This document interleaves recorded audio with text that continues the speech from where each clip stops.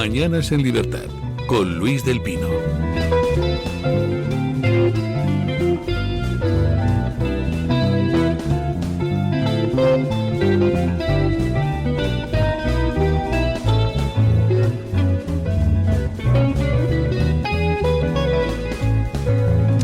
Bueno, 8:42 minutos, 7:42 en las Islas Canarias. Don Marcos de Quinto, ¿qué tal está usted?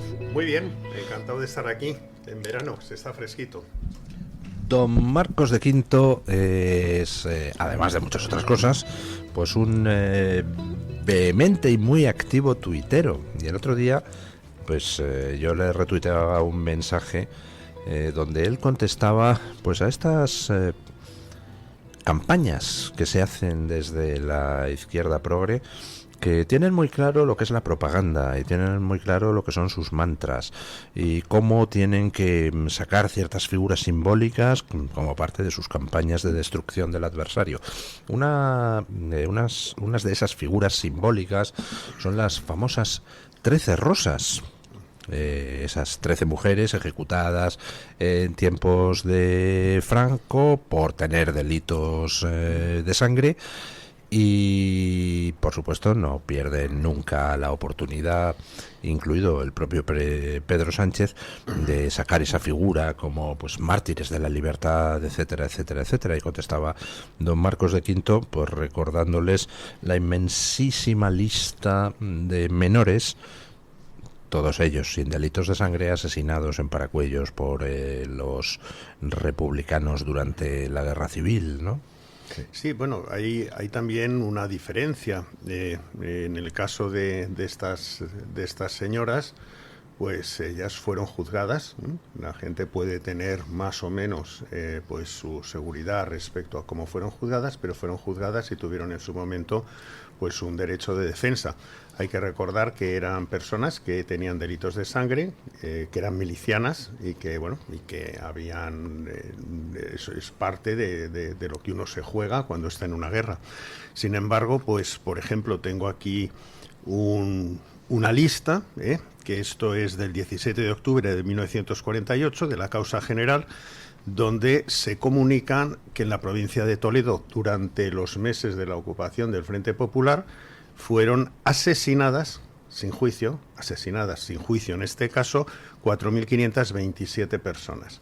De esas 4.527 personas, resulta que militares eran 7, guardias civiles 5 y funcionarios de policía 3. Solamente de 4.500, y sin embargo pues religiosos 336, menores de edad 81, mujeres asesinadas 131, etcétera, etcétera, etcétera. Es decir, sin juicio, por supuesto. Entonces el terror rojo fue tremendo. Y bueno, estas cosas, que son cosas que se ha pasado el tiempo, no tendríamos que estarlas redescubriendo si no hubiera alguien que esté tratando de hacer bandera y tratar de engañar a la población pues con esto de las 13 rosas, porque cada vez que hablen de algo de esto, pues por supuesto se arriesgan a que la gente se interese sobre qué es lo que ha pasado en el caso de las zonas controladas por el Frente Popular, y bueno, pues se puedan encontrar con estas cosas. Hay situaciones también algo increíbles, porque esta gente, porque el gobierno de la República dio armas al pueblo. Bueno, dar armas al pueblo significa dar armas a los que ellos entendían que eran el pueblo, que era por supuesto la gente del Partido Socialista, la gente de los anarquistas, la UGT, etcétera. Y hay un tema muy curioso.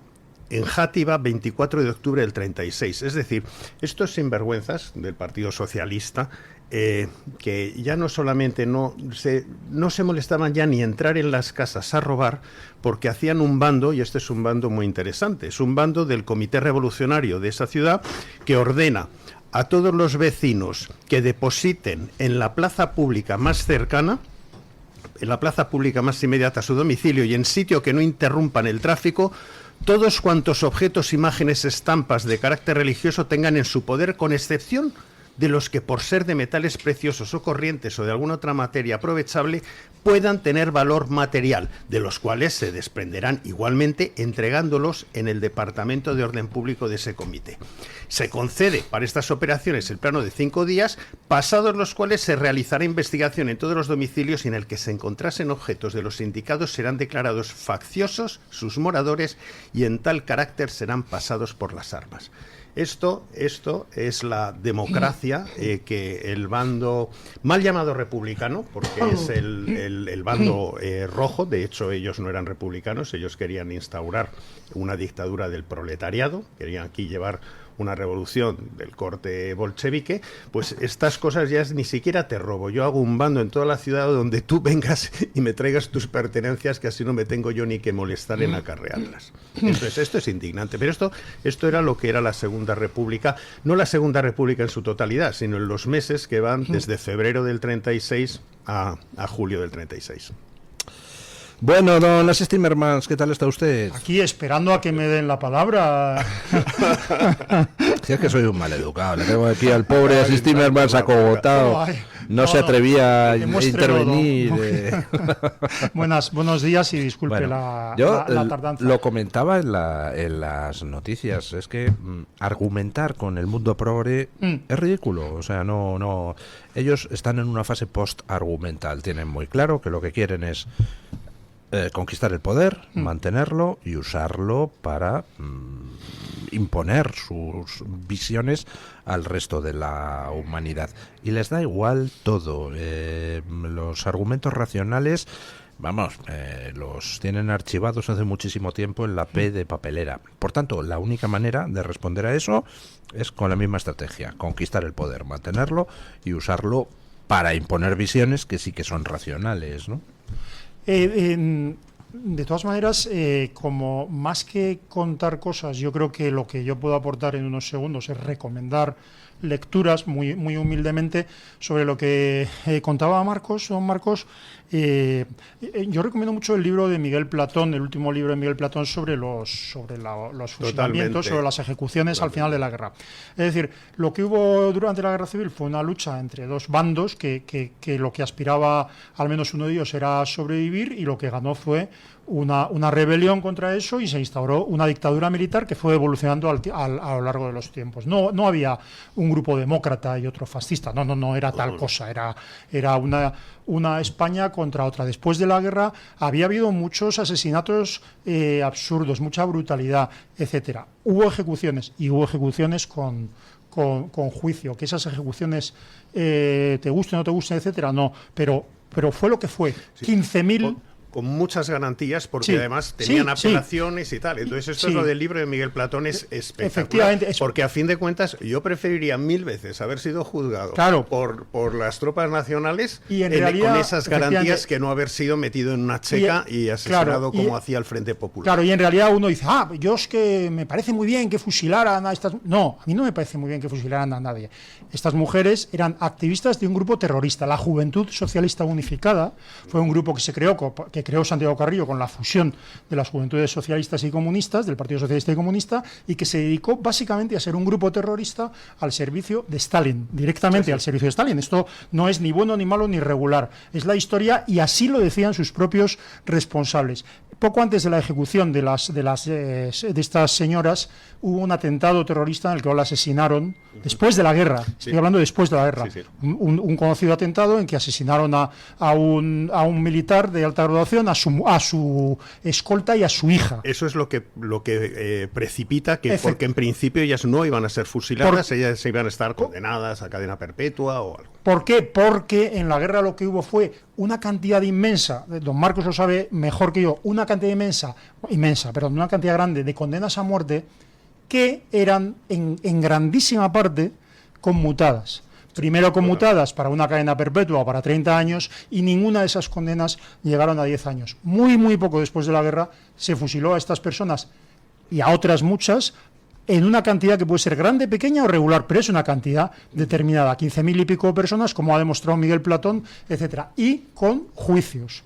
Y eso se fue convirtiendo, o sea, el final de una guerra en la que, por dar un dato comparativo, solo después de la Segunda Guerra Mundial en Francia, colaboracionistas se ejecutaron a más de 50.000.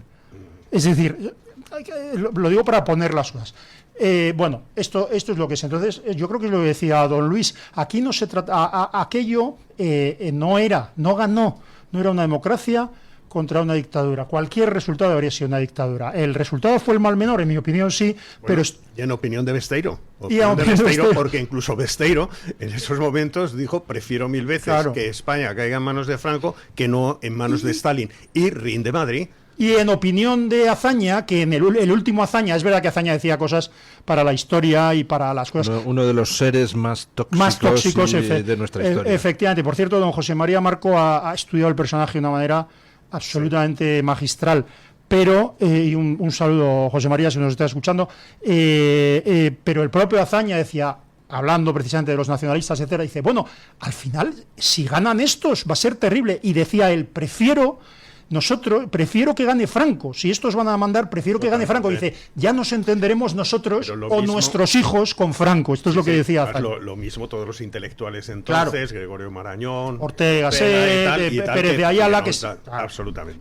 Bueno, pero ¿qué quiere decir con esto? Que la reconciliación se fue empezando a producir a lo largo de los años. Y cuando llega el año 75, y cuando sucede el hecho biológico que se conocía así, a la muerte de Franco, la gran parte de la reconciliación se había producido y los españoles lo que hacen es un proceso político mejor, peor, regular para instaurar, digamos, lo que ya era casi un Estado de Derecho, convertirlo en una democracia. Y por ese proceso tan largo y tan doloroso para algunos y para otros menos, por ese proceso tan largo sucede que en España, desde la muerte de Franco hasta la aprobación de la ley de reforma política, para la reforma política, transcurren muy pocos meses en los cuales se convocan unas elecciones. Es decir, a los 11 meses de morir Franco, ya ha habido una ley por lo cual se convocan elecciones generales con todos los partidos. Sí, pero lo que la gente tiene idealizada, porque se ha hablado poco de ello, es que es lo que pasa en la Segunda República. Y en la Segunda República, lo primero es que el Partido Socialista es un partido de corte prosoviético. Sí. Es decir, la gente cuando se habla del Partido Socialista uno se imagina a Felipe González, a Alfonso Guerra. El Partido Socialista en aquellos momentos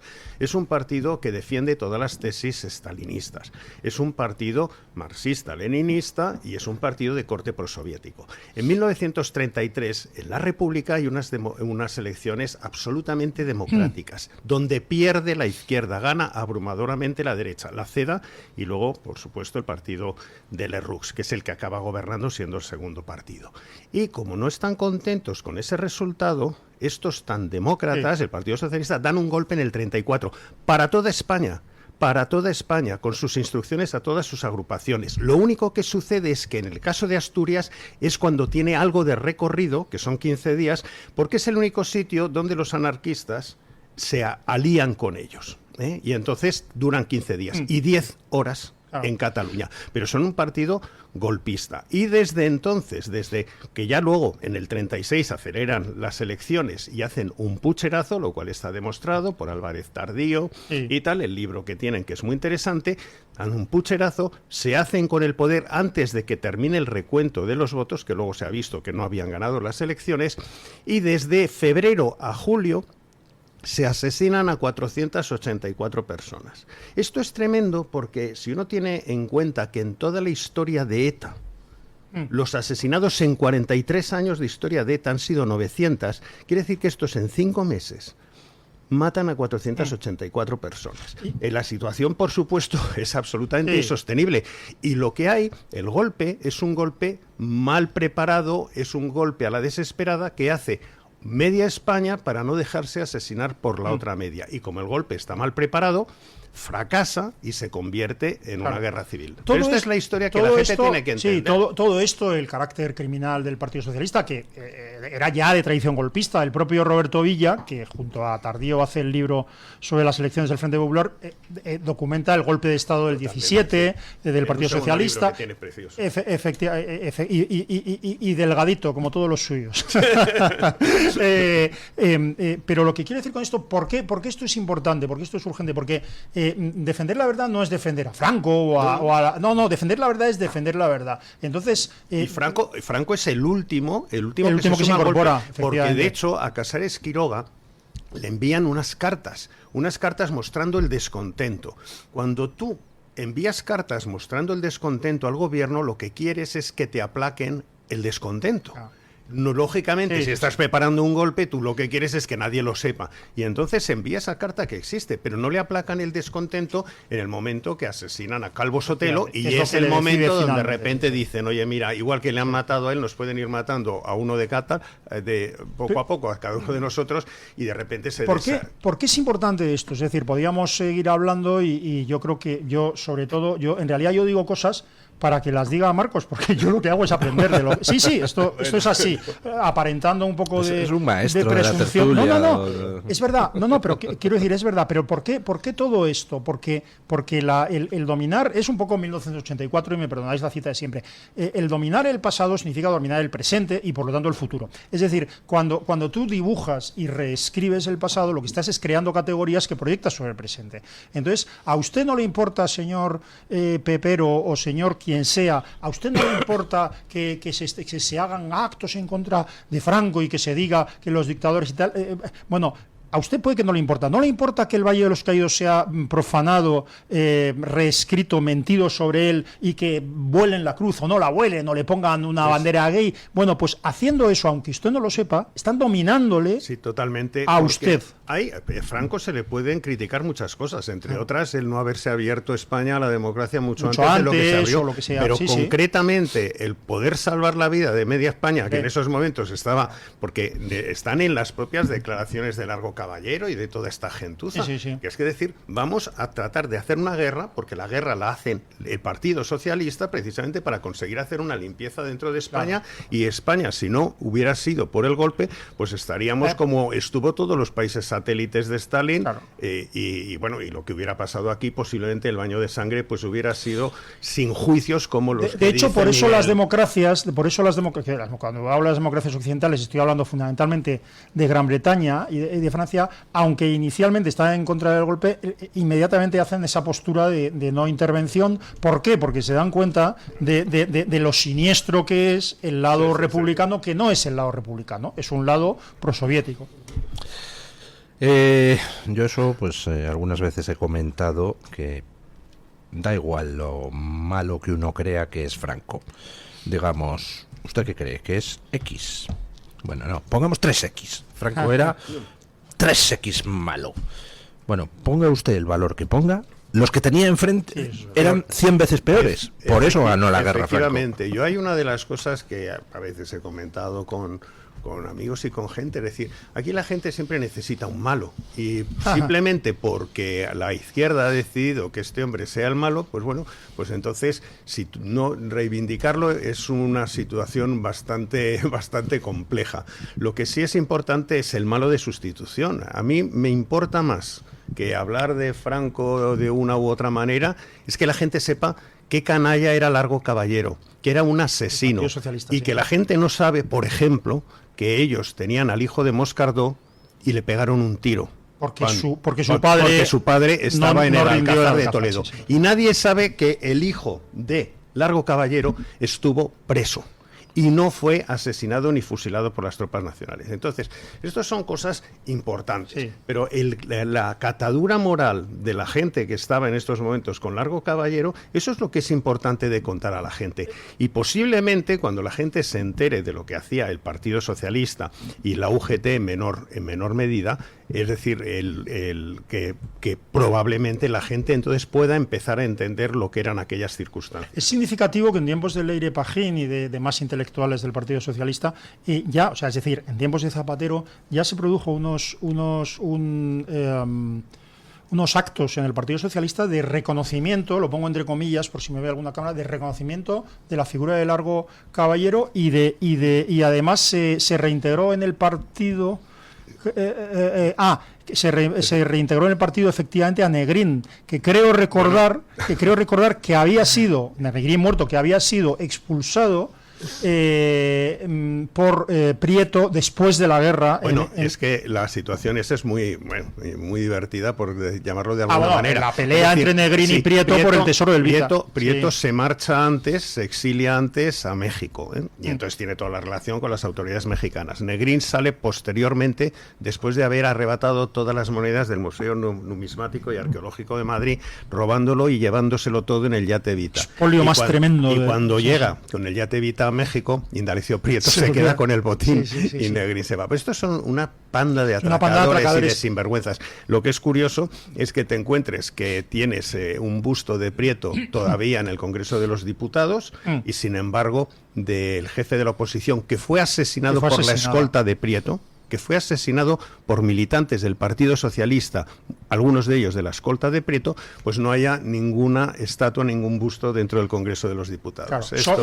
Y hay un monumento, un maravilloso monumento en la Plaza de Castilla a Calvo Sotelo, que por alguna extraña razón ha sido desde hace años camuflado por los gobiernos municipales del Partido Popular, poniendo ese monolito, en fin, esa cosa más rara, pero etcétera. El grave problema es que hay una dejación. Primero, yo creo que la derecha no lee demasiado, y la derecha, pues de alguna manera, pues dice, mira, yo me dedico a gestionar, me dedico a las cuentas y como tampoco me interesa la historia ni nada. Entonces han dejado simplemente por incomparecencia que sea la izquierda la que haya en y así los dominan. Dominar. Y así los dominan, porque al final, si tienes claros los malos, es lo que decía Marcos, ¿no? Es crear malos. ¿Pero para qué creas malos? Para crear buenos. Entonces, el Partido Socialista son los buenos. No importa que reivindiques a Largo Caballero, que era un totalitario del libro, partidario expreso, que manifestó que quería la guerra civil. No importa que tú ensalces a los asesinos, porque eso lo que te va a permitir es que los que están enfrente, cualquiera, el Partido Popular, Vox, quien sea, va a ser malo. Felipe González no se atrevió a lo que se atrevió Zapatero, porque durante la época de Felipe González, aparte de que se bajaron del marxismo y tal, lógicamente jamás se le ocurriría a él, que tiene cierta cultura, era reivindicar a Largo Caballero. Como mucho yo creo que ellos reivindicaron a Besteiro. Besteiro, pues bueno, una persona que quería el mismo fin, pero con distintos medios que Largo Caballero. Es que Besteiro era otra cosa. O sea, era el ala humana y racional del Partido Socialista. Pues es Zapatero el que llega y por primera vez empieza a reivindicar a Largo Caballero, que Largo Caballero decía, en cuanto caiga hazaña, habrá un soviet en España. Claro. Y además también otro tema, que la gente mal llamada republicana, él decía que su bandera era la bandera roja, no la bandera republicana. Entonces, la bandera de Largo Caballero era la roja y además quería un soviet en España. Declaraciones de él en el diario ¿Por qué todo socialista? eso? Eso a la gente que no le importa la ideología, ¿por qué todo eso? Porque cuando Zapatero y Sánchez reivindican a Largo Caballero, Sánchez lo dijo, nosotros, lo que hizo Largo Caballero es lo que queremos hacer nosotros, dijo Sánchez. Claro. ¿Por qué esto? Porque lo que representan para ellos es el proyecto de dominación totalitaria del poder. Realmente Largo Caballero no quería una democracia, decía que la república era una república burguesa, era un paso para simplemente acceder a su último paso, que era la revolución bolchevique. Claro, ignorar todo esto lo que hace es facilitar el dominio en el presente, el dominio de Sánchez. Sánchez es de izquierda, Sánchez es lo que es, no voy a decir lo que es porque mi abogado me lo ha prohibido, pero Sánchez puede tener más o menos ideología, pero es igual. Lo que quiero decir es que utiliza esto para dominar totalitariamente el poder, para determinar que la derecha no puede acceder al poder. No puede. El problema es de la derecha, porque incluso hubo unas declaraciones, yo creo, desafortunadas por parte de José María Aznar, que condenaba el alzamiento del 18 de julio. Dices, pero oiga, que esta gente se alzó porque estaban asesinando, como se contó, en 5 meses 484 personas. Entonces, ¿qué esperaba? Entonces, probablemente incluso cuando dijo esto José María Aznar, es que ni siquiera tenía idea de cuál era la situación en esos 5 meses del 36. Imagínense que no sé cuáles son los jefes de la oposición. Imagínense que tuviéramos que pasar a la pausa publicitaria, hombre. Sería una tragedia, porque... El Toro TV también es Radio Libertad. ¿Quieres recibir mensajes de Julio Ariza para estar informado de todo lo que ocurre en el mundo? Abre la aplicación de Telegram en tu móvil y escribe en el buscador Julio Ariza. Fíjate en que sea el canal oficial, el de @Julio Ariza el Toro. Haz clic y dale a unirme para seguirlo. Y listo. Y ahora también en WhatsApp. Conecta con Julio Ariza.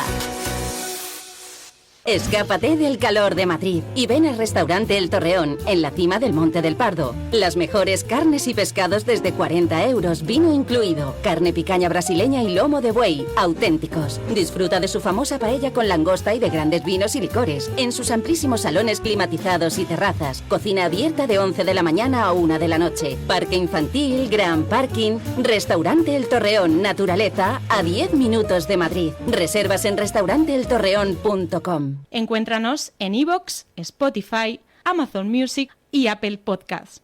Radio Libertad, a un clic de distancia. La doctora Iradier, especialista del Instituto de Microcirugía Ocular, IMO, Grupo Miranza, realiza en Madrid cirugía premium de presbicia y catarata. Si desea eliminar sus gafas de vista cansada o nota que con la edad pierde visión, la doctora Iradier le realizará el tratamiento para recuperar la agudeza visual y nitidez de la juventud con la mejor lente intraocular y la técnica más segura y eficaz. Doctora Iradier en IMO, Grupo Miranza. Teléfono 910-783-783. Calle Valle de Pinares Llanos 3, Mirasierra, Madrid.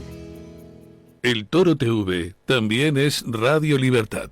Está harto de que le hagan esperar al teléfono, de que no le expliquen las ventajas de la contratación en sus seguros. Ahora puede contar con Incos. Le damos un trato personalizado y le ofrecemos un ahorro en sus seguros. Así que no espere más y llame a Incos al 91 032 69 47.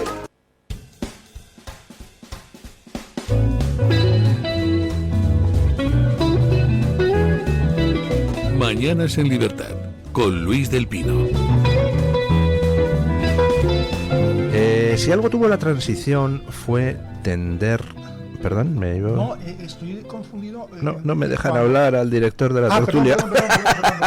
Hable usted lo que le dé la gana. No, es que yo, perdón, no me había dado cuenta de que se había encendido la luz. No me había dado cuenta. Le vamos a suspender en tertuliano. Le suspendemos en tertuliano. A ver, venga, todo suyo el micrófono. Diga lo que le salga del pito. No, bueno, lo que iba a decir, y no, de ahí no me sale, pero que me sorprendió el movimiento del Partido Popular de ayer pidiendo las aclaraciones sobre el papel de la consultora Acento en las relaciones, en la defensa de las relaciones con China. ¿Por qué me sorprendió? Porque hace poco, cuando salió el tema de Montoro, que es un tema, ya yo he dicho que me parece muy envenenado, porque se mezclan unas cosas con otras que no tienen nada que ver, pero hubo una tesis muy retorcida, no sé si era tan retorcida que puede que la mantuviera usted, don Luis, pero hubo una tesis que decía, no, esto se saca, ahora saca de esto el Partido Popular para poder sacarlo de Acento. No, yo no dije el Partido Popular, yo dije se saca como preparación del terreno para el tema de Acento, porque lo de Montoro es un acentazo o lo de Acento es un montorazo como la copa de un pino. O sea que tengo razón entonces de que lo sacó usted malévolamente. Pues antes de ayer, es que no me acuerdo del nombre, doña Ana, es una nueva de estas responsables, vice algo del partido... Alma Ezcurra. Alma Ezcurra, sí, efectivamente. Eurodiputada. Tuvo una intervención extraordinaria, pidiendo que se aclarara el papel oscuro de ese lobby de Pepiño Blanco, el lobby de Pepiño Blanco allí. ¿Por qué me sorprendió? Porque claro, el Partido Popular tiene un problema, pero tiene un problema del que tiene que deshacerse, que es que esa consultora Acento, que yo creo que tiene tintes siniestros porque está al servicio de una salvaje dictadura, igual que Zapatero, claro, pues colabora con personajes muy, muy, muy denostados en el Partido Popular, como Alfonso Alonso, que es el segundo de ese lugar, y parece que don González Pons parece que tiene algo. Su hijo es el que está ahí. Colocó a su hijo, tiene buenas relaciones. Le llamas consultora, yo le llamaría una conseguidora. Sí, bueno, sí. Esto es una empresa conseguidora, que es a lo que se dedica. Y también podría ser que aquí, de cara al público, hay dos, digamos, front office. Tenemos el Partido Popular y el PSOE. Pero el back office podría ser común, porque realmente ese sería el tema. Es decir, tú tienes una empresa conseguidora que puede funcionar tanto para unos como para otros, donde hay gente, expolíticos de uno y expolíticos de otro, que se dedican a hacer favores a empresas o a conseguir cambios de legislación, etcétera. Y tienes dos front office, que es el juego de ese del bipartidismo, que nos peleamos entre nosotros y tal, de cara al público, pero en lo que es el back office, oye, hay intereses comunes y no nos vamos a pisar la manguera, porque algunas veces el que tiene la llave de paso del agua es uno, otras veces la tiene el otro, y seguramente la información que puede tener Acento puede comprometer más al Partido Popular y al Partido Socialista que no la información que tenga el Partido Popular o el Partido Socialista de comprometer a Acento. Pero porque esto va en ambas direcciones. Sí, pero ¿por qué? Pero seamos, no iba a decir honrados, pero seamos francos. ¿Por qué Alma Ezcurra hace esas declaraciones? Pues yo creo que las hace de buena voluntad y a lo mejor desconociendo absolutamente todo lo que puede haber debajo de la punta del iceberg. Porque de hecho incluso creo que había habido pagos de Acento a la consultora, esto sí, de Montoro, del hermano de Montoro, que Montoro que era equipo económico. Sí. Entonces, todo este tipo de cosas están por saberse, pero yo creo que es una parte bastante oscura. Entonces yo creo que sí, que efectivamente Alma hace esas declaraciones respecto a un tema muy concreto, que es la parte china y la parte que toca Zapatero, pero seguramente hay alguna otra gente que le diga cuidadito, que si se tira de esto puede haber otras muchas cosas.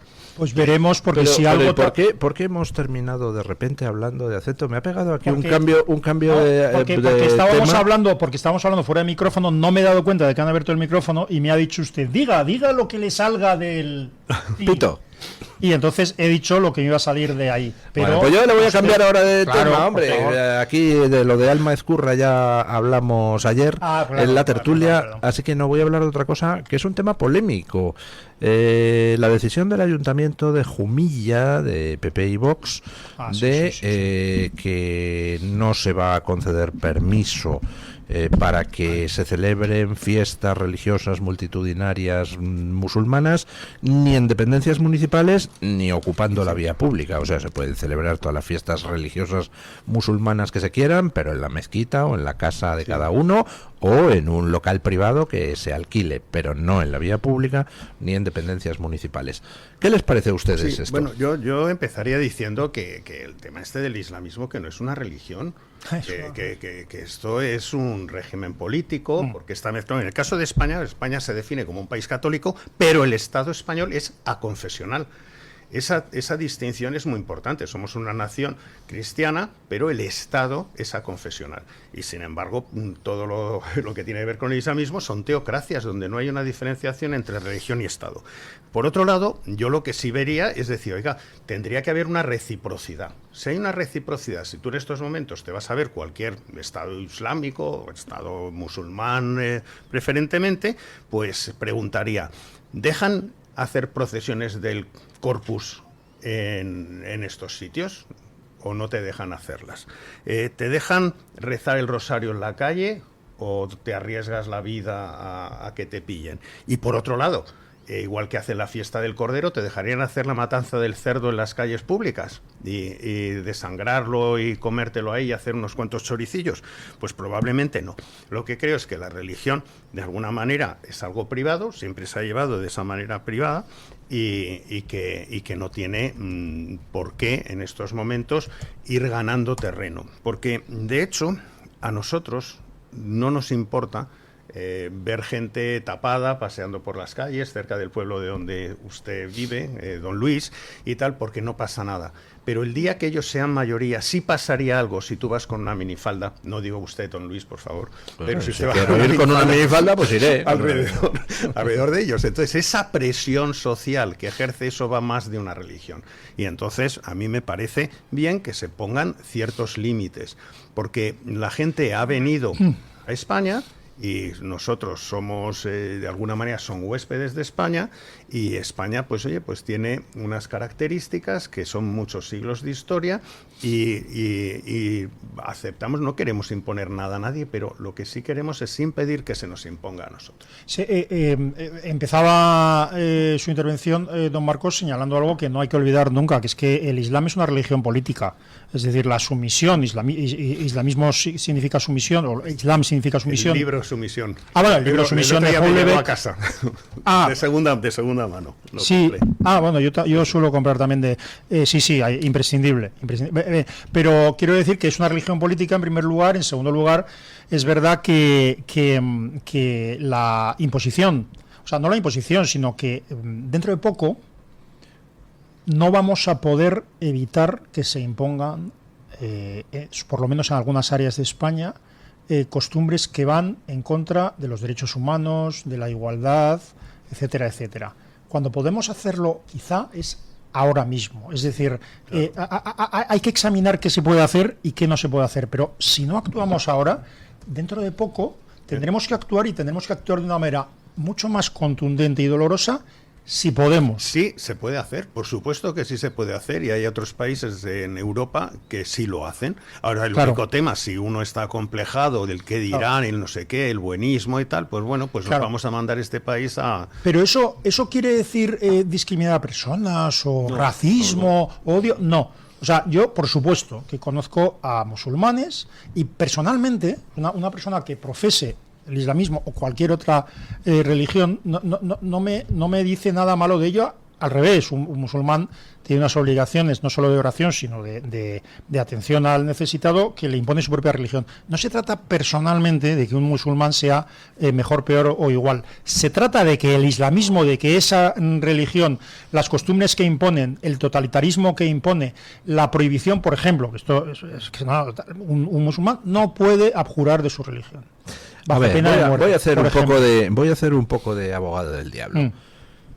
¿Por qué no van a poder los musulmanes hacer un acto religioso en la vía pública si concedemos que se puedan hacer actos religiosos cristianos en la vía pública, como puedan ser, pues yo qué sé, las procesiones de Semana Santa? A ver. Primero, estamos hablando, primero no comparemos celebraciones concretas me refiero a conmemoraciones concretas, a cotidianas. O sea, lo que hacen los musulmanes es rezar en la vía pública. ¿Por qué? Sencillamente para hacer una demostración de fuerza. No es que estén celebrando el Día del Cordero o lo que sea, que ahora vamos al Día del Cordero. Vale, en primer lugar. En segundo lugar, los cristianos no se ponen a hacer misas en medio de la calle, cortando la vía pública o intimidando no lo hacen. Lo hacen en las iglesias, y en determinadas ocasiones hay festividades o hay eventos religiosos que son también eventos culturales, como puede ser la Semana Santa, que son patrimonio cultural, no porque lo diga una ley, sino porque el pueblo español lo vive como tal patrimonio cultural, hasta tal punto que es a veces difícil de explicar para que lo conoce desde fuera, hasta tal punto de que hay personas, como decían en México, yo no creo en Dios, pero por supuesto que creo en la Virgen de Guadalupe. Mutatis mutandis, ¿no? Hay gente con una devoción inmensa en la Semana Santa que no practica. Son cosas absolutamente distintas. Una supone libertad religiosa y la otra supone imposición. Pero, de nuevo, no es una religión. Y no es una religión, aunque la gente esté de acuerdo que en contra mía, no es una religión. Es decir, en España nosotros no somos intransigentes. A mí no me importa que haya sintoístas, no me importa que haya budistas. He vivido durante 4 años en Tailandia. Es decir, hay un montón de religiones, perfecto. Pero si hay una religión de dominación y hay una religión, digamos, no democrática, donde hay una religión que, llevado al extremo, anima a que se maten infieles, a religiones que cuando se han instaurado en un determinado país no han dejado de existir elecciones democráticas y son de dominación, yo eso no lo quiero en mi país. Oye, que como si hay un montón de budistas y quieren tocar el gong en las calles, perfecto, pero estamos hablando de algo distinto a una religión. Y algo distinto, que se van por sus propias normas, que no obedecen a las leyes locales. Lo estamos viendo en Bélgica, lo estamos viendo en Inglaterra, en Gran Bretaña, lo estamos viendo en Francia. Entonces digo, yo eso no lo quiero para mi país. Que hay gente que lo quiere para su país, que lo diga, pero no que engañe. y yo no lo quiero para mi país porque, ya te digo, no es un tema religioso. Acepto todas las religiones, excepto estas religiones que no son democráticas y que son castradoras. Y lo mismo que en un partido político. Y a mí, si hay un partido que defiende el terrorismo, no debería de estar legalizado. Claro. Y una religión que en estos momentos lo que pretende es cargarse nuestra cultura y además no es democrática, porque en el momento que tuvieran mayoría aquí ya no volvería a haber elecciones, y lo hemos visto en Líbano y lo hemos visto en Jordania, lo hemos visto en un montón de países. Pues no lo quiero, porque no es una religión, es algo más que una religión. Y volviendo a la pregunta de don Luis, ¿nos parece bien, nos parece bien lo que se ha hecho en el municipio madrileño de impedir Murciano. Perdón, Jumilla. Casi nada. Nos parece bien que se haya impedido el uso de instalaciones municipales para rezos colectivos islámicos. A mí me parece bien. Pero si hay un montón de mezquitas sufragadas por Qatar o Arabia Saudí, que se metan ahí, ¿no? Claro, y me parece bien. Y me parece que hay que plantear ahora qué es lo que se debe hacer para evitar el proselitismo y la imposición de unos modelos religiosos o culturales que imponen la desigualdad y el fin del pluralismo político, porque es una religión política. Pero tú has visto, por ejemplo, que sacerdotes, o llamámosle de esta manera, sintoístas, budistas o de los testigos de Jehová hayan ido a la cárcel porque están adoctrinando para el terrorismo a sus fieles. No. Los budistas no adoctrinan para el crimen a sus fieles budistas, y sin embargo sí estamos viendo que eso se está produciendo en mezquitas que están pagadas por países absolutamente corruptos y países que financian el terrorismo. Pues entonces separémoslo. No es un tema de religiones, es un tema de golfos y de terroristas. Yo decía que existen argumentos a favor y en contra. Yo creo que tal como están derivando las cosas en España, es conveniente empezar a poner cortapisas a la presencia pública de determinadas interpretaciones del Islam, que por desgracia son en estos momentos las mayoritarias. ¿El Islam es compatible con las formas democráticas? ¿Hay interpretaciones del Islam que no necesariamente son terroristas ni tal? Claro que sí, las hay, pero por desgracia hoy en casi todos los países musulmanes lo que prevalece son interpretaciones del Islam completamente delirantes, que llevan incluso a justificar la muerte de infieles. Y en España estamos viendo que se está imponiendo el control social en muchos barrios de un Islam muy siniestro, y el problema es lo que decía antes don Marcos de Quinto. Si estuviéramos en una situación donde cualquier mujer musulmana puede voluntariamente elegir y ponerse el velo o no ponérselo, ponerse el burka, no ponérselo, ponerse una minifalda o no ponérsela, pues dirías, oiga, pues son cosas personales, ¿no? Pero no es verdad. En estos momentos, en ciertos barrios de España, una chica musulmana o una chica de familia musulmana no puede salir a la calle con una minifalda porque la llaman puta. Tan simple como eso. Yo estoy en desacuerdo. O le echan lejía a la cara, como ha pasado en muchos países. Yo estoy en desacuerdo con la idea de que el Islam es compatible con la democracia. Yo creo que ninguna interpretación del Islam lo es, pero es un tema a debatir y entiendo que no es el momento ni el lugar. Sí estoy de acuerdo en que sí hay una vivencia del Islam que es compatible con el rechazo al terrorismo. Lo que pasa es que de alguna manera justifican, es un poco como el nacionalismo vasco, ¿no? Decían, sí, condenamos la violencia, venga lo que venga, pero la que viene de nuestro lado nos sirve para nuestros intereses. Mutatis mutandis es un poco eso. Hay que dificultar efectivamente la exhibición pública y la imposición a personas de cosas inaceptables como la sumisión de la mujer, etcétera. Hay que hacerlo y es más, hay que hacer sentirse incómodos a quienes practican pero eso. De nuevo, porque son religiones que no respetan al prójimo, no respetan al que no cree en esa religión y no respetan a determinados grupos, como pueden ser los homosexuales o como pueden ser las mujeres. Yo te aseguro, de nuevo, he vivido mucho tiempo en Asia, que los budistas respetan a las mujeres, respetan a los homosexuales y no pretenden alcanzar el poder político en ninguna de las regiones donde están. Entonces, ese es el problema de fondo. Se viste de religión, pero no todas las religiones son iguales. Y bienvenidas todas las religiones que se basan en el respeto, y no solo a las personas, hasta los animales, ya hablando de budismo. Pero no es el tema con la religión, con los musulmanes, que por supuesto, es decir, oye, es lo mismo que uno empieza, pues sí, pues mira, yo soy musulmán y leo el Corán, pero son religiones que al final, en el largo plazo, a lo que te llevan es el radicalismo. Y bueno, yo no lo quiero en el país, pero de todas maneras, como yo soy una persona liberal, que quien lo quiera, que lo explique y que haya un debate público al respecto, porque el problema es que nos están engañando. No hay debate. Permítanme. Esto hay que afrontarlo ahora. Si lo afrontamos más tarde, debatámoslo, pero si lo afrontamos más tarde puede ser tarde. Pero por otro lado, fíjate, en las fiestas, antes comentábamos, en las fiestas en el País Vasco, que ahora de repente se cancelan las fiestas por los musulmanes que están ahí, que violan chicas y tal, no sé. A mí me gustaría, porque precisamente para solucionar los problemas lo importante es tener los datos y tener la información y los hechos, que saber en estos momentos cuántas violaciones, y disculparme que insista con el tema, cuántas violaciones se deben a budistas, o cuántas violaciones se ven a testigos de Jehová, o a sintoístas. Es decir, que me lo digan, o Amis norteamericanos, ¿cuánto han violado? Es decir, porque hay un montón de religiones que están activas aquí en España y resulta que a lo mejor puede que haya excepciones, por supuesto, algún caso, porque descerebrados hay profesando todo tipo de religiones.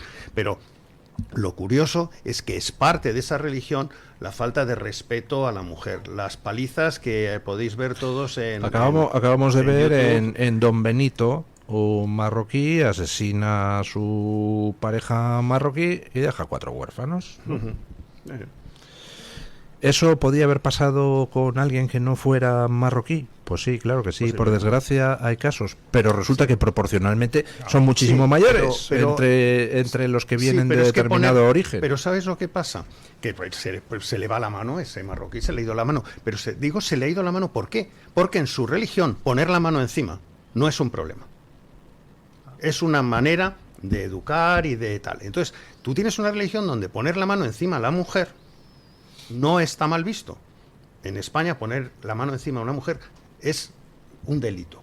Pero esas religiones no, porque es una manera de educar. Lo digo entre comillas y con toda la ironía. Entonces, claro, si te viene gente que es así, pues oye, pues este hombre, por eso te digo, se le ha ido la mano, ha matado a su mujer, pero porque viene de una religión donde culturalmente poner la mano encima a una mujer no está mal visto. Y saldrá alguien diciendo...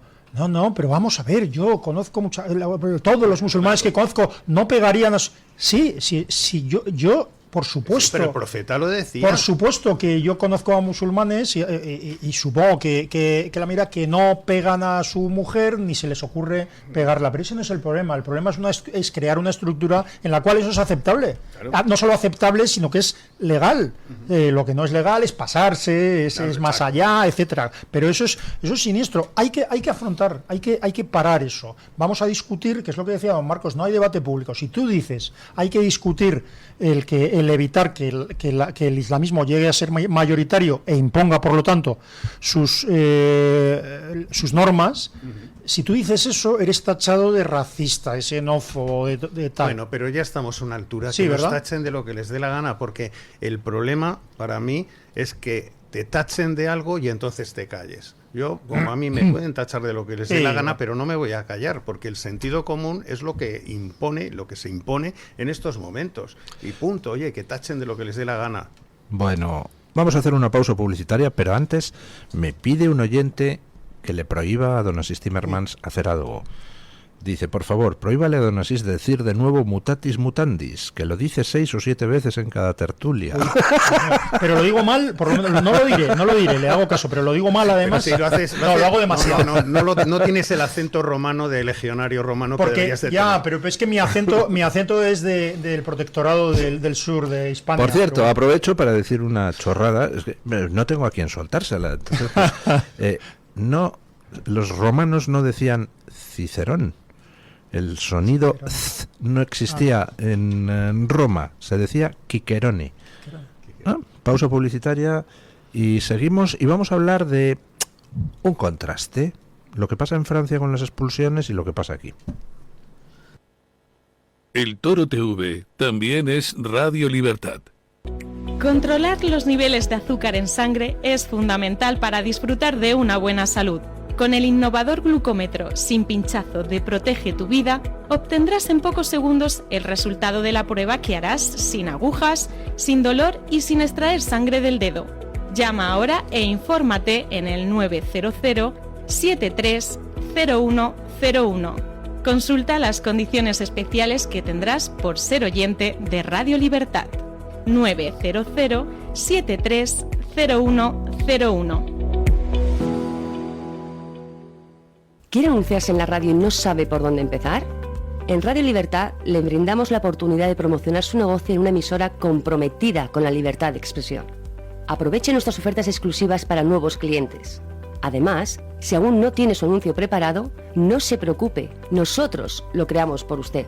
Contáctenos hoy mismo a través de publicidad@radiolibertad.es o llámenos al 91 732 4895. No lo piense más. Anúnciese en Radio Libertad. La libertad en tu radio. Mensaje de Marga para sus jefes. Oye, chicos, que muchísimas gracias por todos estos años juntos. Pero me lo voy a montar por mi cuenta, ¿vale? Que como siempre me decíais que llamándome Margarita me pegaba a tener una floristería, pues os he hecho caso. Me he lanzado y ya tengo el local. Se va a llamar De Flor en Flor. Cuando sabes que ha llegado el momento, estamos contigo. Descubre todo lo que te ofrece el Santander para impulsar tu negocio desde 0 euros al mes. Promoción válida hasta el 20 de enero de 2026. Consulta condiciones en bancosantander.es. Cuando lo sabes, lo sabes. Escucha este programa cuando y donde quieras. No importa si te perdiste el directo, porque lo tienes completo en podcast. Encuéntranos en iVoox, Spotify, Amazon Music y Apple Podcasts. Radio Libertad, a un clic de distancia.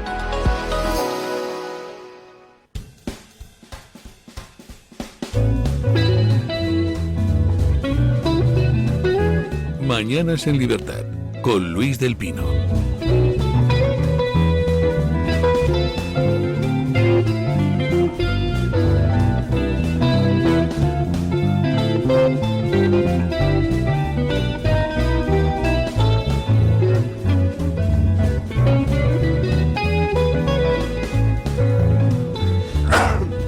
Permítanme que hablemos un poquito del contraste con el tema de las leyes de inmigración, porque aquí estamos viendo en España que la situación es cada vez más preocupante desde el punto de vista de la inseguridad, y estamos conociendo algunas cosas verdaderamente indignantes. Hay un marroquí que resulta que agrede con un cuchillo y le hace un corte en la mano a un anciano para robarle en Murcia. Después intenta robar una bicicleta. Un policía local trata de impedírselo y este le agrede al policía local. Le detienen. Se fija fecha de juicio, pero le sueltan.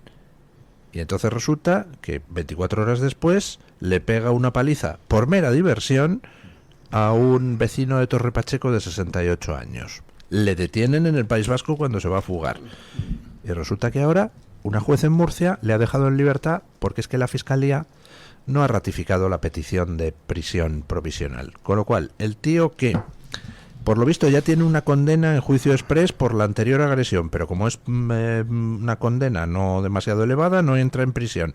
Y ahora está pendiente de que le juzguen por la agresión al vecino de Torre Pacheco de 68 años, pues está en la calle y dices, ¿y qué demonios hace? Primero en la calle, y segundo, ¿qué demonios hace en España que no se le ha devuelto a Marruecos, aunque sea tirándole con paracaídas sobre el palacio de Mohamed VI? Pero ¿qué demonios es esto? Y además es más indignante por el contraste con lo que pasa en otros países.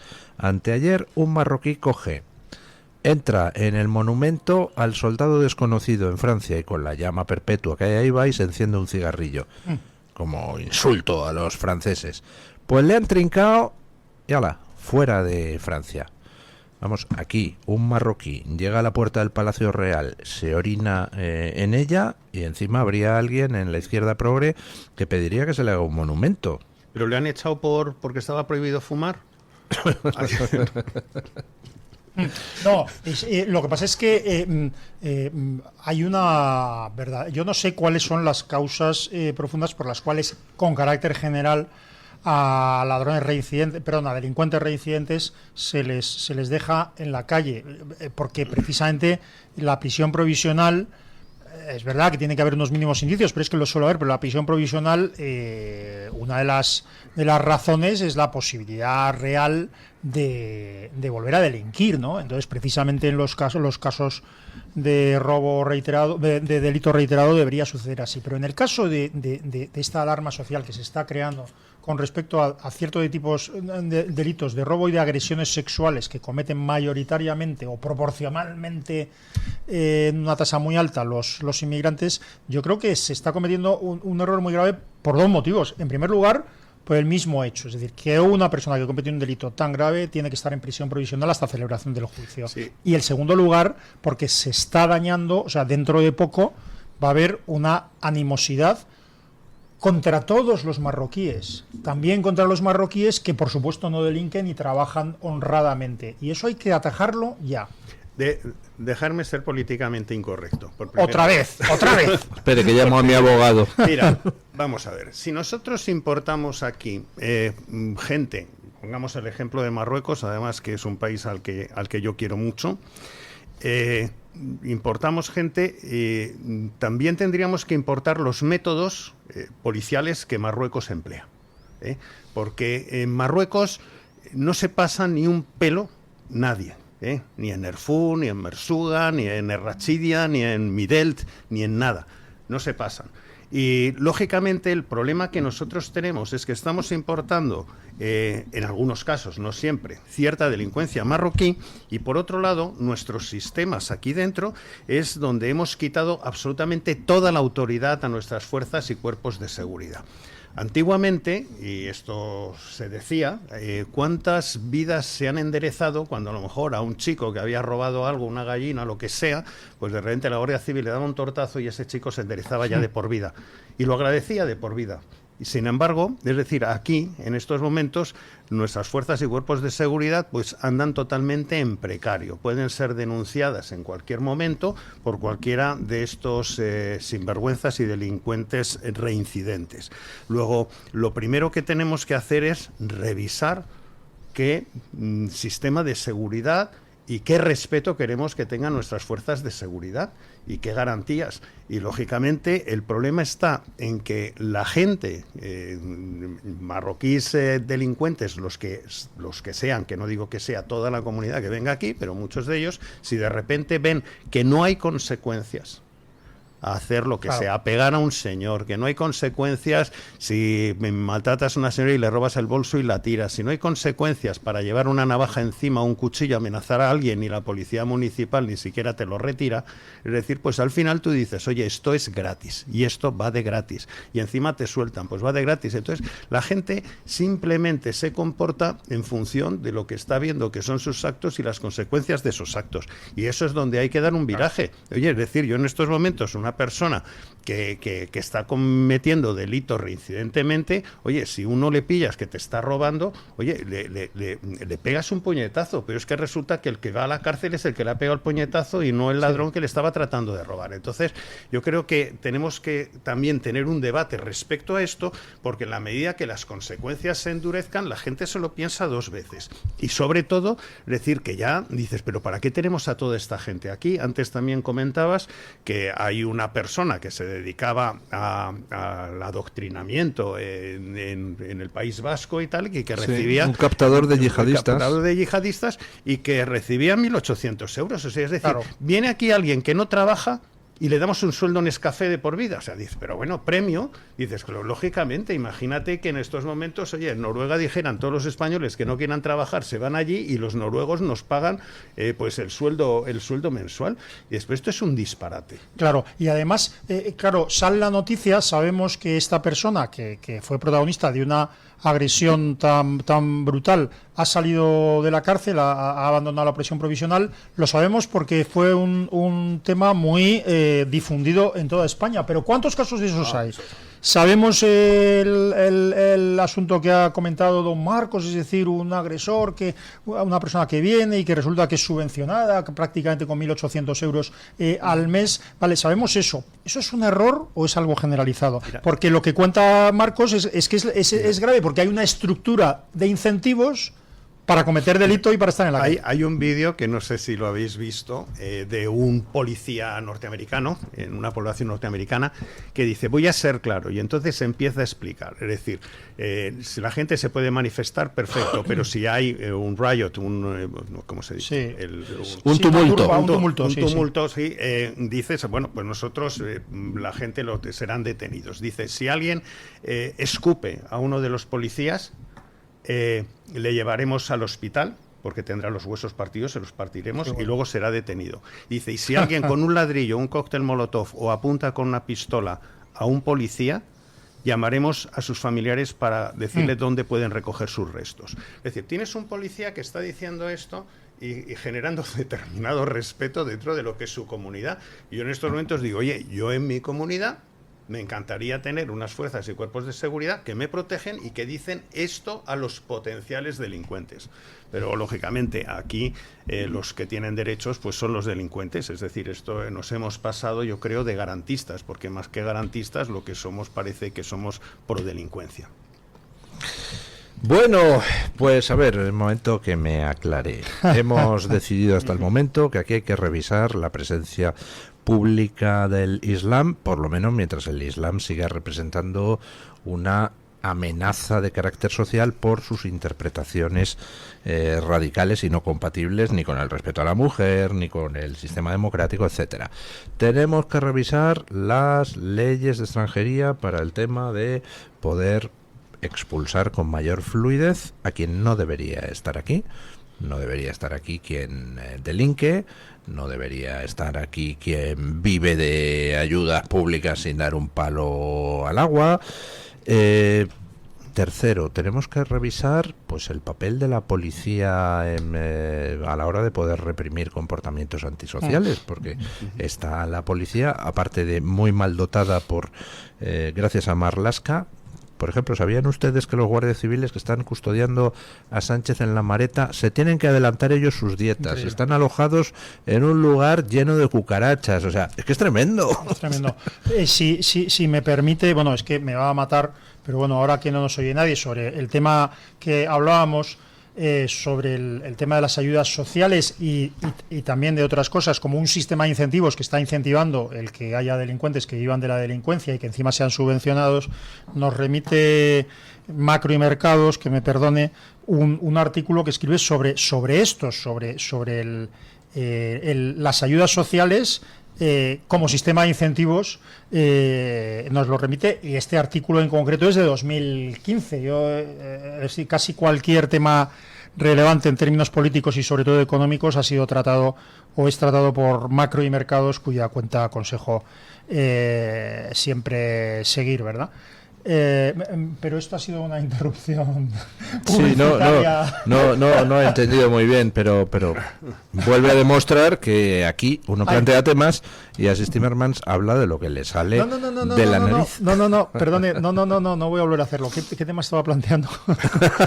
Pues yo mando un saludo. Estaba hablando de cómo yo mando un saludo a Pablo Cambronero, que nos está escuchando. Hola, Pablo, yo también te saludo.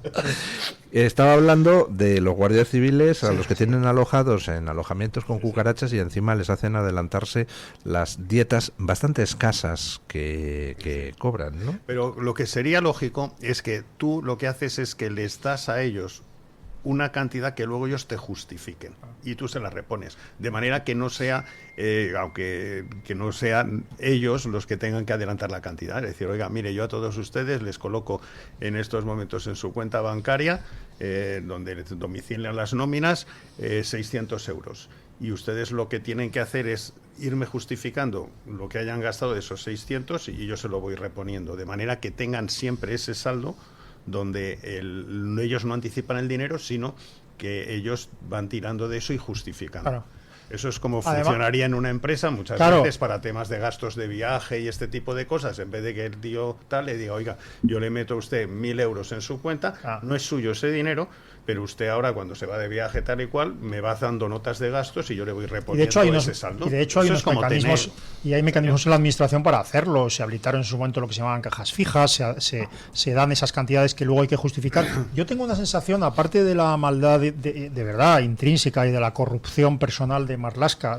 Cuando hablo de corrupción personal, hablo de verdad en que me parece que una persona Sí. moralmente destruida.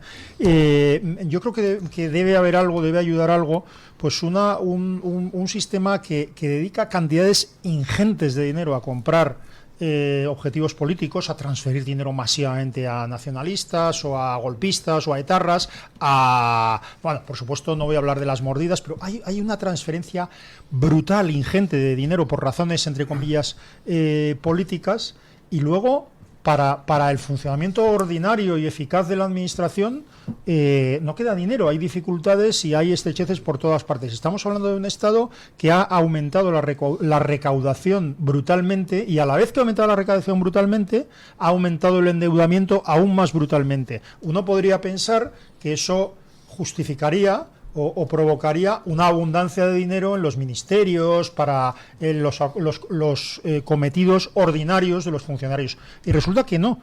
O para reducir la deuda.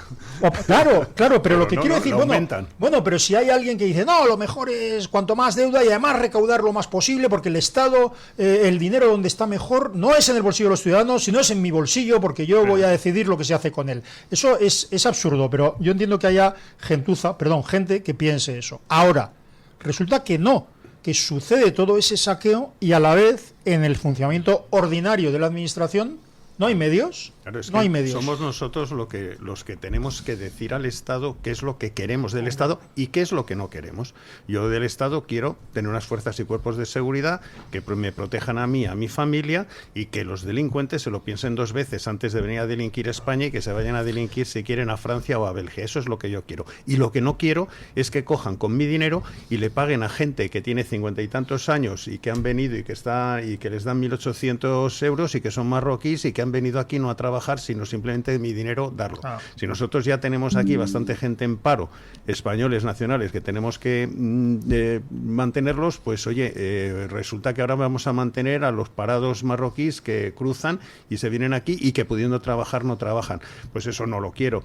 Y yo, por ejemplo, otra cosa que no quiero, que me quiten el dinero para que se compren un 7% de Talgo, que se compren Telefónica y que se compren Indra. Pero ¿por qué tiene que comprarse el Estado esas empresas? Oye, son empresas privadas y yo no quiero que con mi dinero el Estado se lo compre. ¿Para qué? ¿Para colocar a 4 golfos ahí en el Consejo de Administración? Peor todavía, para consolidar el poder, porque esta mañana lo contaba don Luis, antes de que llegáramos nosotros. Es decir, a veces, o sea, la participación, el control por parte del Estado de unas empresas u otras, basado en razones de carácter estratégico, etcétera, yo siempre he sido muy contrario a ello. Pero el sanchismo o el socialismo ha ido muchos pasos más adelante. Es corrupción. Mira, es corrupción. Yo quiero con mi dinero que compren los F-35. Eso es lo que yo quiero. Que lo compren los F-35, porque es una vergüenza lo que está sucediendo. Estamos en una situación absoluta de vulnerabilidad. Sí. Es decir, yo en estos momentos, Mohamed VI estaría loco si no toma ventaja de una situación donde resulta que estamos enfrentados a Israel. Es decir, los servicios secretos israelíes no nos van a pasar ningún guiño de lo que puede estar en estos momentos pasando dentro de lo que un momento. ¿Los servicios secretos israelíes deberían pasar información? Por favor, dennos información para echar a este imbécil que tenemos en la Moncloa. Pero bueno, pero los servicios norteamericanos también lo mismo. Con esto de Huawei y todo este tipo de cosas, o sea, nos hemos enfrentado a lo que serían nuestros socios. Cuando vino el tema del 11M, y bueno, aquí el experto es don Luis, resulta que es que había una preocupación tremenda en Marruecos y en Francia porque nosotros éramos los favoritos y los socios predilectos de Estados Unidos en aquellos momentos. Y ahora, gracias a estos padres de la patria que tenemos aquí, pues resulta es que de nuevo ha vuelto a ser Francia o Marruecos y nosotros nos hemos alejado de ellos. Si en este sentido resulta que tenemos esa amenaza, que podríamos tener una marcha verde mañana en Ceuta y Melilla, resulta que nuestras fuerzas armadas están absolutamente desatendidas, nuestros Harrier ya están para para tirarlos ahí y tal, y nos quedamos que no tenemos aviones de defensa. Mientras tanto, en Marruecos está armándose hasta los dientes con la última tecnología norteamericana, pues dices, bueno, esto a lo mejor dentro de 20 años ya no se producen unas circunstancias como estas, pero si yo en estos momentos fuera el gobierno marroquí, digo, España está debilitada hasta la médula. España se ha puesto al lado de Hamás, de Irán, del Grupo de Puebla y de todas esas dictaduras. Está en estos momentos siendo nada a nivel internacional. Oye, pues es como cuando pasó la Marcha Verde, que Franco en estos momentos estaba en los últimos días de su vida, España estaba desarbolada y tal, pues tomaron una ventaja para coger un trozo de nuestro territorio. Pues bueno, pues esta es la situación en la que estamos. Esto es muy grave, y esto siguen haciendo el imbécil. De eso iba el tema de Perejil. O sea, la actuación del gobierno nacional en el tema de Perejil no tiene nada que ver con la recuperación o no de Mislote. Tenía que ver con la conquista, con la recuperación de una posición internacional, la posición de aliados de Estados Unidos en el Estrecho. Sí, pero ahí estaba Federico Trillo. Yo estuve en Murcia en unas conferencias que dimos para gente de la Marina y de la Aviación de San Javier, que estuvieron ahí algunos generales, sobre la economía de defensa. Y en aquellos momentos Estados Unidos no nos pasó la información adecuada. Y estábamos en un momento dulce con ellos. Luego, en estos momentos, después de los insultos que estos que tenemos en el gobierno han hecho contra Trump, contra Vance o contra Marco Rubio, pues imagínate, es decir, si en estos momentos Marruecos es el aliado de Estados Unidos, simplemente porque nosotros hemos buscado un enfrentamiento estúpido, bueno, lo han buscado estos, porque yo creo que Sánchez se cree que España y las relaciones internacionales de España dependen de él. Se enfadó cuando Milei le dijo una verdad como un templo respecto a su esposa Begoña, y entonces así es como está manejando las relaciones internacionales. Y claro, de repente nosotros, de ser un aliado de Estados Unidos, pues nos enfadamos con Estados Unidos y nos echamos en brazos de Maduro y del Grupo de Puebla. Y esto es una y eso vergüenza. Tiene efectos que ni siquiera, que la gente sufrirá sin saber siquiera que viene de todo eso. Eso quiere decir menos prosperidad, menos seguridad, quiere decir vulnerabilidad de todo tipo. Claro. Y si el CNI te lo cargas también y colocas ahí a quien te dé la gana y tienes ahí metido dentro del CNI, como cuando metió a Pablo Iglesias y tal, lógicamente la fiabilidad como socio de España pues está por los suelos. Y eso no se construye, no se reconstruye, eso no se repara porque gane otro partido las elecciones, ni se reconstruye en un año, ni en 2, ni en 10. Eso es una cosa que cuesta muchísimos años reconstruir. España entre otras muchísimas cosas, España se cargó su red de informadores que tenía en Oriente Medio y era una de las mejores del mundo y se la cargó. Sí, y también se cargó la red que teníamos en Cataluña, que además es que está precisamente el CNI pues para defender la Constitución, la unidad de España, y dices, oiga, pues es lógico, o sea, yo entiendo que los servicios secretos velen de gente que está tratando de hacer ilegalidades, como por ejemplo un golpe de Estado, por ejemplo terrorista. Por cierto, mi recuerdo emocionado al héroe, a ese policía infiltrado, a ese héroe que tuvo que acostarse con unas cuantas independentistas por el bien de la patria. Es un sacrificio que le tenemos que reconocer. Ese hombre necesita un monumento. Le denunciaron algunas porque no se había acostado con ellas. Bueno, don Asís Timmermans, molesto por lo que le he dicho antes de que un oyente había dicho que ya está bien de usar mutatis mutandis, pues ha movilizado a su familia y alguien, un oyente me reprocha que utilice muchas veces con lo cual, ¿verdad?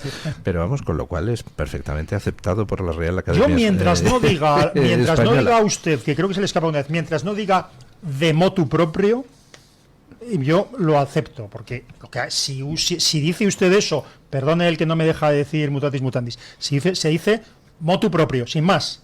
No se dice de, porque motu propio ya precisamente está en el tiempo que incluye el de. Lo que estoy aprendiendo yo aquí. Mañanas en Libertad te enseña, Mañanas en Libertad te entretiene, por eso decimos amigos, hasta la semana que viene. Don Eric Gutiérrez. Don Luis, la gente no sabe lo difícil que es hablar delante de un micrófono, ¿eh? Que no es lo mismo que hablar fuera de ellos, ¿eh? Hay que decirlo. A veces tener ciertas muletillas, pues bueno, te salva de algún muletilla mutatis mutandis, lo que acaba de decir este jovencillo. Intentar ayudar. Motu propio lo ha dicho. Sí.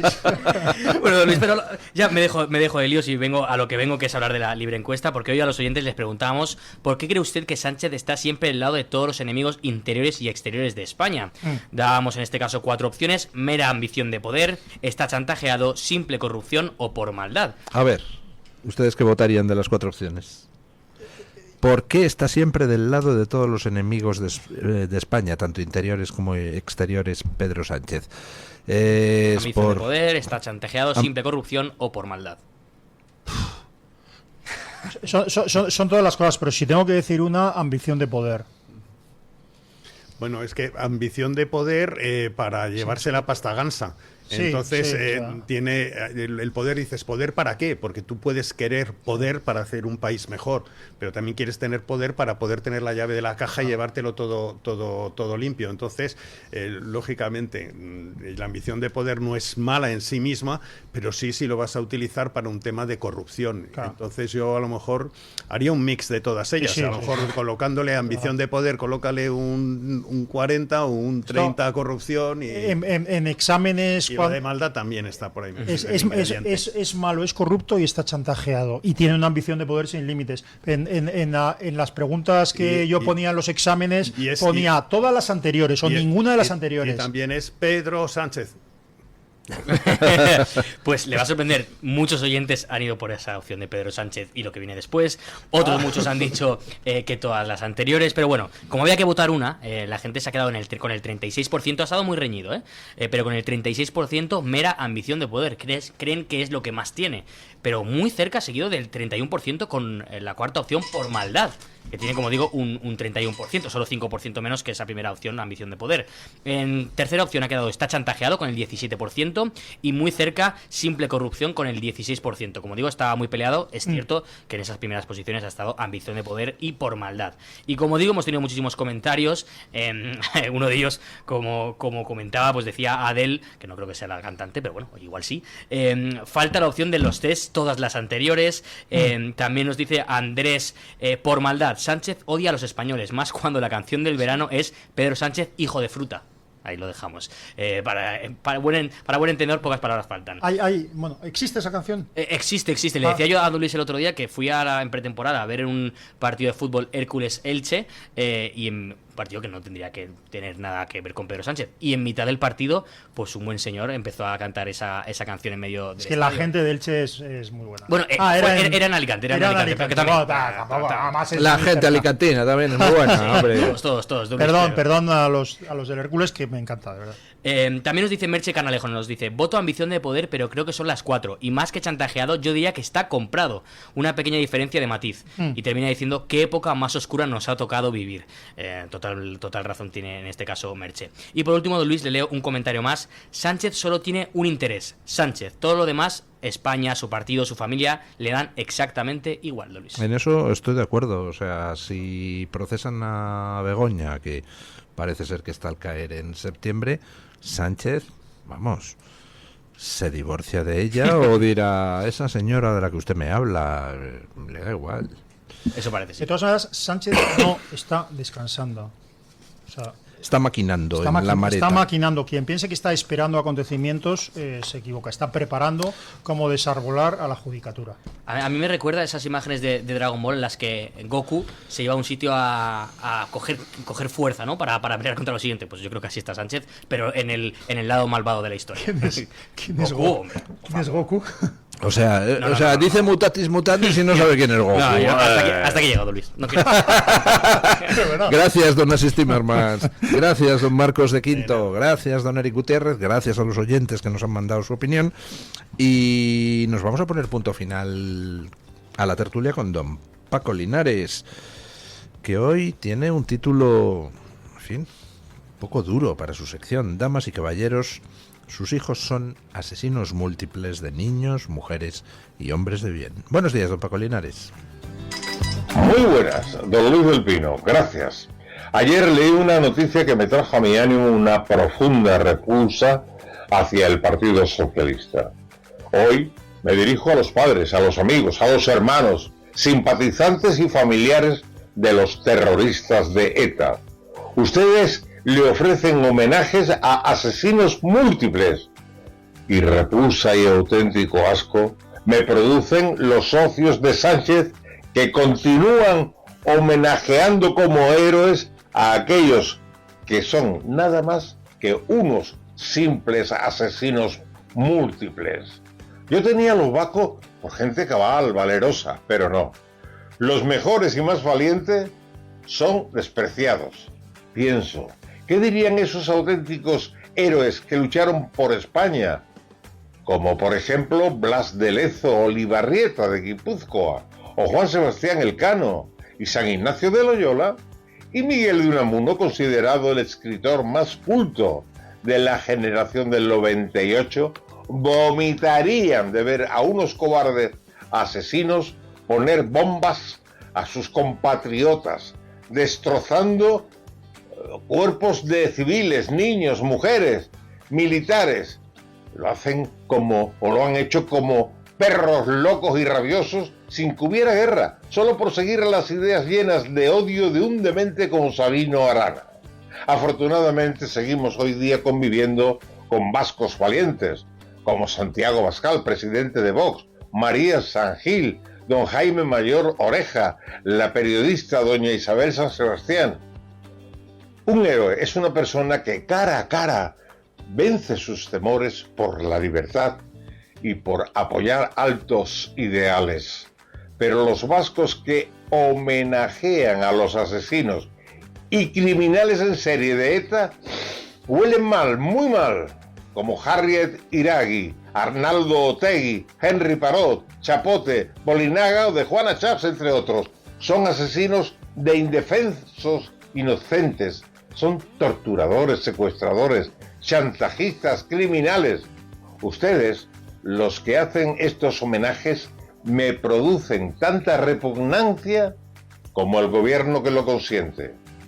Son ustedes fieras ávidas de sangre. ¿Y para qué? Para que Sánchez se ponga de rodillas ante Bildu. ¡Qué vergüenza de cómplices! ¡Asesinos! ¡Qué vergüenza de gobierno! ¡Qué vergüenza! Damas y caballeros, sus hijos son asesinos múltiples de niños, mujeres y hombres de bien. Mañana más y mejor. Punto final.